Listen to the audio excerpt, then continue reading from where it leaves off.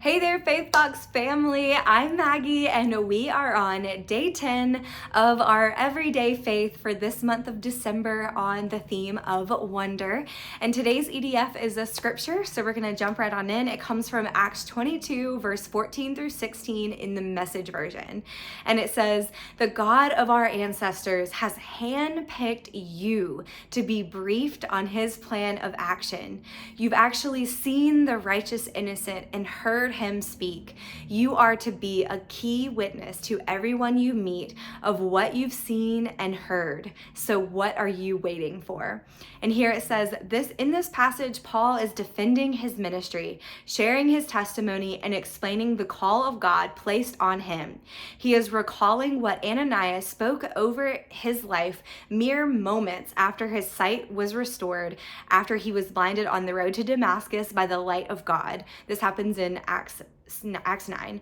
Ananias spoke that because Paul had seen the Lord. He is now to be a witness. When you've seen, heard, and witnessed God's signs and wonders, it then becomes our calling to tell others. Just as it says Paul was handpicked by God, so are you. So what are you waiting for? Ask yourself, what can you do today to start being a key witness? How can you remember each day that you were handpicked by God to help others also stand in awe of what he is capable of? This is so great. And this is something that God actually spoke over me in my life and that I wanted to share with you guys today, because my pastors and I, we are starting a women's ministry at the church that we're planting.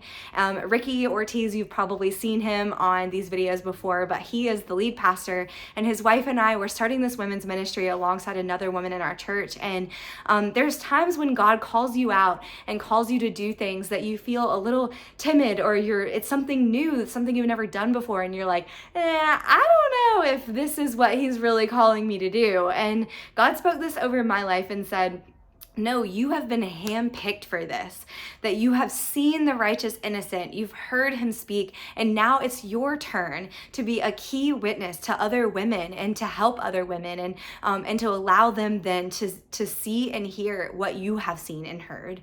So what are you waiting for? And when God spoke this over me, it just made me realize that this is what it means to stand in awe and wonder of him, to realize and recognize how big he is, and that then once we see him and know him, we then want to spread that message. Why would we want to keep that to ourselves? And just as Paul saw God on the road to Damascus, and he was literally blinded by the light, and because that's how wondrous and how big and great God is, but then because he had seen and heard God, he was then now tasked with the mission of going out and showing and telling others who God is and how that they can then receive him and know him and feel him in their spirits and carry him in their hearts. So I just love this, and just as I and my pastors were called to start this women's ministry at our church, you are also called to do something, whatever it might be in your life. Maybe it's not something that big or something that could maybe change everything in your life, but maybe it's just that you're supposed to be a witness to your coworker. Maybe for right now, God is only just calling you to be a friend to someone who is in need of comfort. Maybe he's just calling you to be a wife and a mom for right now in this season. Maybe he's just calling you to be a good neighbor or to show his light to someone that doesn't know him. I think that there's so many times when God calls us to something small and we just think of it as, oh, that's just small, I can get to it later, it's not that big of a deal. But right now, that's what he is handpicking you to do. So don't miss out on those little things. Whatever he's asking you to do, remember and don't ever forget or ever doubt your ability, because he has handpicked you for each of those missions. That once you've seen him, once you know him, you are then to be a key witness. You are part of his plan to draw that person into him. You are part of their story because of how God is going to use you. So don't miss out on that, and take in this today, that remember that as as you are in awe of who he is and you understand that he is so good and that he has that wonder, we can stand in wonder of who he is. Go and tell. What are you waiting for? It says here today.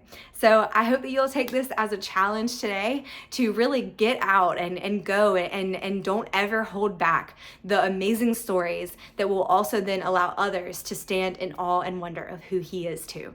We'll see you again back here tomorrow for the next day of our Everyday Faith.